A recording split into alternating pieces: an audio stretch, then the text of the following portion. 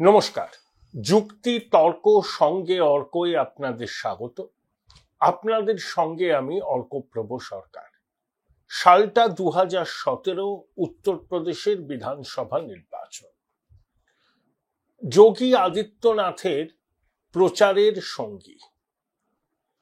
লখনৌ শহরের হজরতগঞ্জ থেকে আলোকোজ্জ্বল গোমতী নগরের দিকে যাচ্ছি।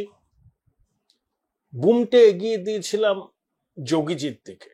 তখন আমি যে চ্যানেলের সঙ্গে যুক্ত ছিলাম, তো যোগীজি বললেন হাওয়া বদল রহি হ্যায়। বুঝতে পারছিলাম যে বাতাসে পরিবর্তনের গন্ধ। 2007 থেকে 12 উত্তরপ্রদেশের মসনদে ছিলেন অখিলেশের বুয়া মায়াবতী। 2012 থেকে 17 অখিলেশ নিচে। 14 সালে লোকসভা নির্বাচনে অমিত শাহের প্রত্যক্ষ নজরদারিতে উত্তরপ্রদেশে বিজেপি অসাধারণ ফল করে, জোট সঙ্গীদের নিয়ে 73টা আসনে জয়লাভ করে। তারপর 2017 সালের বিধানসভা নির্বাচন। যোগী আদিত্যনাথ তখনও মুখ্যমন্ত্রী পদপ্রার্থী হননি, কিন্তু তিনি প্রচারে ছিলেন। সেই প্রচারের সঙ্গী হওয়ার ফাঁকে তার সঙ্গে টুকটাক কথা বলার সুযোগ হয়েছিল। তখনই যোগী আদিত্যনাথ এই ভবিষ্যৎবাণীটি করেছিলেন, হাওয়া বদল রহি হ্যায়। আমরা দেখেছিলাম সত্যি উত্তরপ্রদেশের পট পরিবর্তন হলো এবং শেষ পর্যন্ত গেরুয়াধারী সন্ন্যাসী মুখ্যমন্ত্রী হলেন। আমি এই কথাটা বলছি উত্তরপ্রদেশের কেন? উত্তরপ্রদেশে তো এখন নির্বাচন নেই, 2027 সালে হবে। তার আগে আছে বাংলার নির্বাচন। দেখুন, রাজ্যের শাসক দল অনেক রকম কথা বলছে। তারা যে অপরাজেয় সে কথাটা বারবার বলছে। 250টা আসন নিয়ে তারা নাকি ক্ষমতায় ফিরতে চলেছে। বিজেপি নাকি 50-এর নিচে থেমে যাবে। আবার বাংলার আয়াতুল্লাহ আমায় বলেছেন যে বাম কংগ্রেস কিছু আসন পাবে। আমি তাদের একটা কথা বলে দিই, শুনুন। কংগ্রেস একটা দুটো আসন পেলেও পেতে পারে উত্তরবঙ্গে, বিশেষ করে মালদা জেলায় বামেরা খাতা খুলতে পারবে না। কংগ্রেস তখনই মালদা জেলায় আসন পাবে যদি বিজেপি যোগী আদিত্যনাথের মতো পোলারাইজিং ফিগারকে ভোটের প্রচারে না নামায় মালদায়। যোগী আদিত্যনাথ ভোট প্রচারে মালদায় গেলে সেখানে মুসলিমরা একটা হয়ে তৃণমূলের পাশে দাঁড়াবে, কিন্তু যোগী আদিত্যনাথের মতো পোলারাইজিং ফিগার যদি বিজেপির প্রচারে অংশ না নেন, বিশেষ করে ওইসব অঞ্চলে, মুসলিম অধ্যুষিত অঞ্চলে, বিশেষ করে উত্তরবঙ্গ, মালদা, উত্তর দিনাজপুর, তাহলে সেখানে কংগ্রেস কয়েকটি আসন পেতে পারে এবং অবশ্যই মুসলিম অধ্যুষিত অঞ্চলের আসন। উত্তরবঙ্গে আইপ্যাকও বলেছে এবং গ্রাউন্ড রিয়েলিটি আমি বলছি, তৃণমূল কিন্তু ডাবল ডিজিট ছুঁতে পারবে না উত্তরবঙ্গে। এখন বাংলায় কি পরিবর্তনের গন্ধ?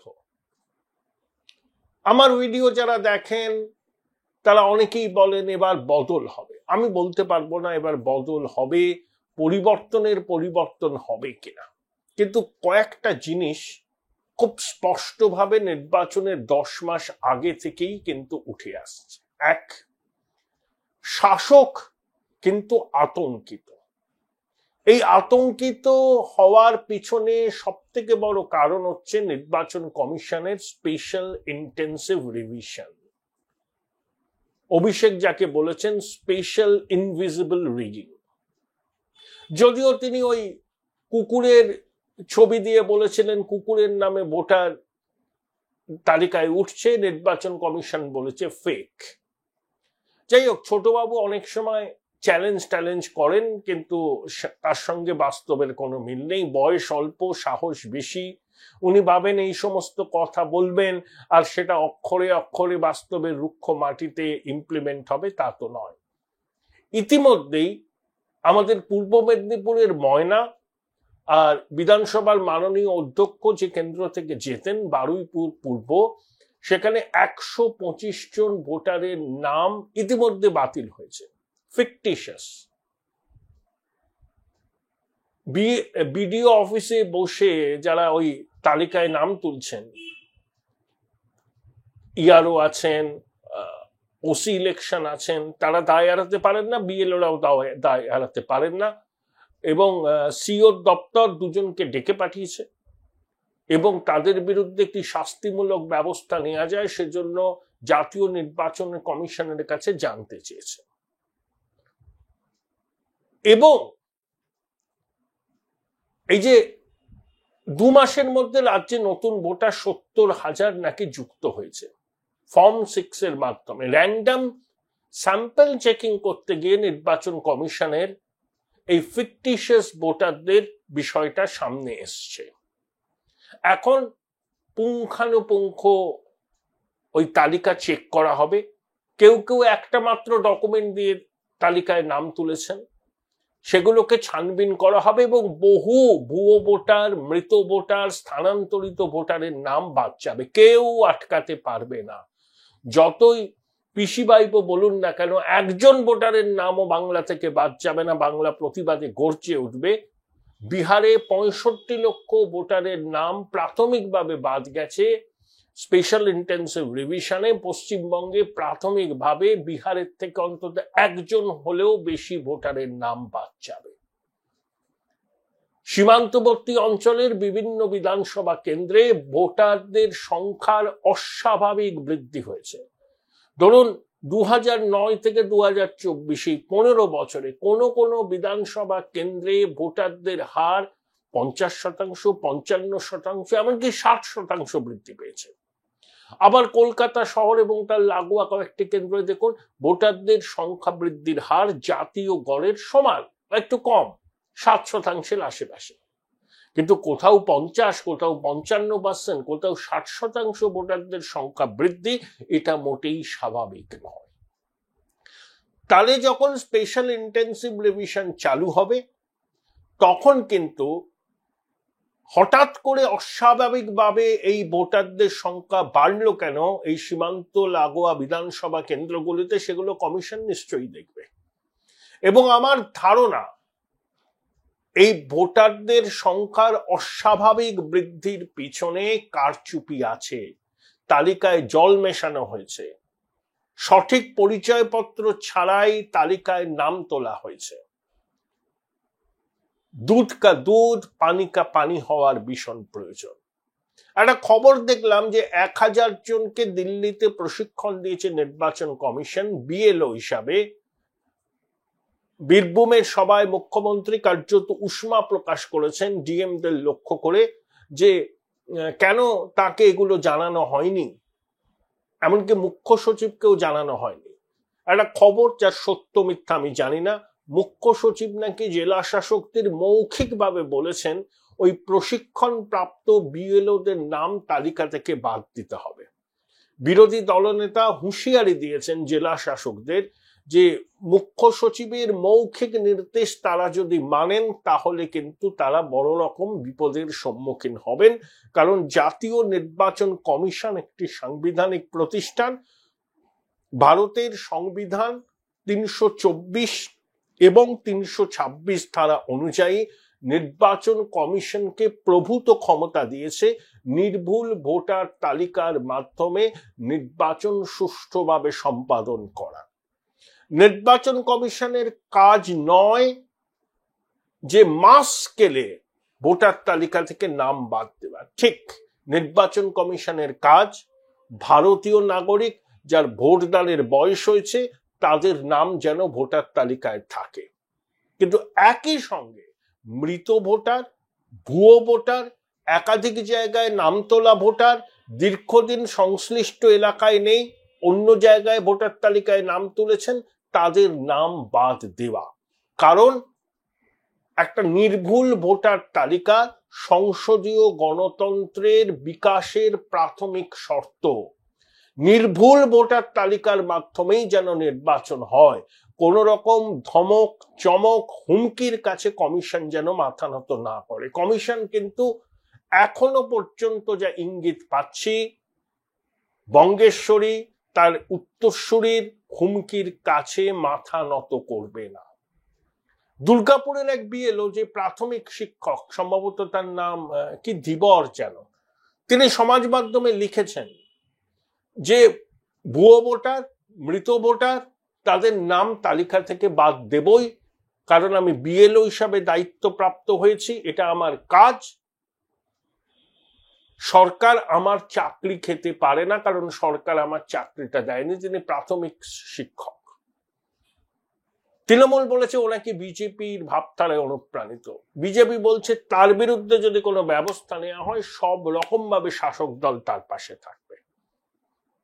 অর্থাৎ ভোটের 10 মাস আগেই বাংলায় কিন্তু নির্বাচনী উত্তাপ আমরা পেতে শুরু করেছি এই স্পেশাল ইন্টেন্সিভ রিভিশনকে কেন্দ্র করে।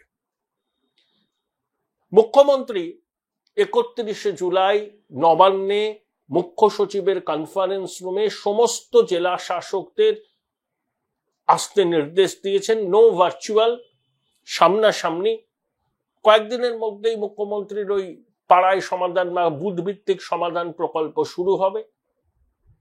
তার রোডম্যাপ এবং সঙ্গে সঙ্গে ওয়াকিবহাল মহল মনে করছে যে স্পেশাল ইন্টেন্সিভ রিভিশন বিষয়টাকে সর্বাধিক গুরুত্ব দেওয়া হবে এবং সেখানে জেলা শাসকদের ভূমিকা নিশ্চিত করতে মুখ্যমন্ত্রী হয়তো কোনো নির্দেশ দেবেন।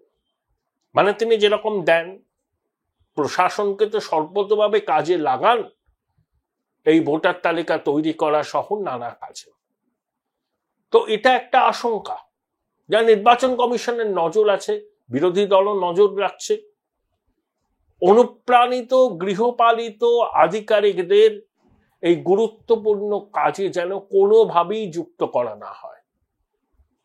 যারা নিরাপত্তার আশঙ্কায় ভুগছেন, মানে শাসক দল বলছে যে তোমরা রাজ্য সরকারের কর্মচারী, নির্বাচন কমিশন ক্ষণিকের অতিথি, তারপরে রাজ্য সরকারই থাকবে, অতএব ভেবে চিন্তে কাজ করবেন, তালিকা থেকে নাম বাদ দেবেন না, হ্যারাস করবেন না। আবার বিজেপি বলছে নির্ভুল ভোটার তালিকা তৈরি করতে হবে, মৃত, স্থানান্তরিত, ভুয়ো ভোটারদের নাম তালিকা থেকে বাদ দিতে হবে, রোহিঙ্গা অনুপ্রবেশকারী বাংলাদেশিদের নাম বাদ দিতে হবে।